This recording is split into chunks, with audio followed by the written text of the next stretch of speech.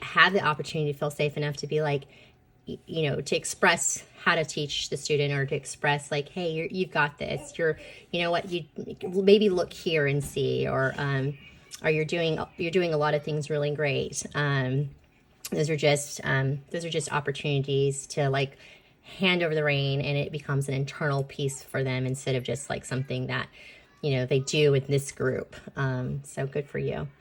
Let me just see that equity piece. I mean, I think that when we talk about IEPs and going into or seeing what their needs are, let me see which students demonstrate perseverance and which need more support. How did you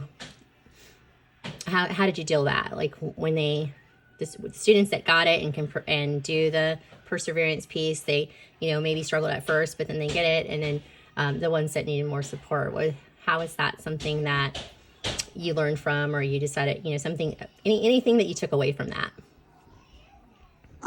So I ensured they all got feedback and celebrated each student, and then they were provided and ensured access for all learners through differentiation, equity of voice, culture of perseverance, and reflection, but mostly that feedback so that students know what to do better next time, or how to kind of implement that in their next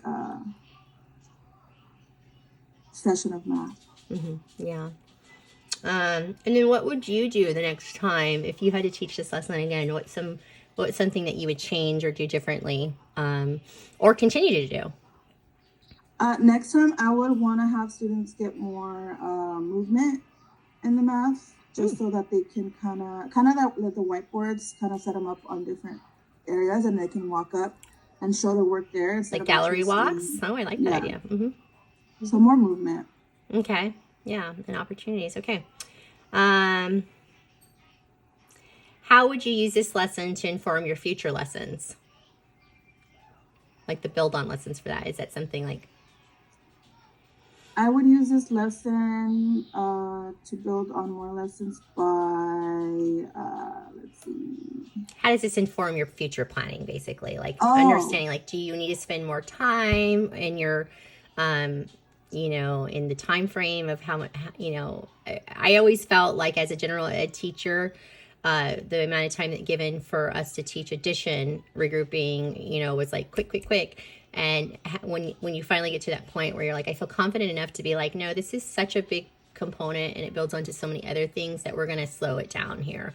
Or, and then we get to subtraction and they want to get through it in like, 3 lessons. And it's like, oh, hang on, they're going to need more than 3 days to figure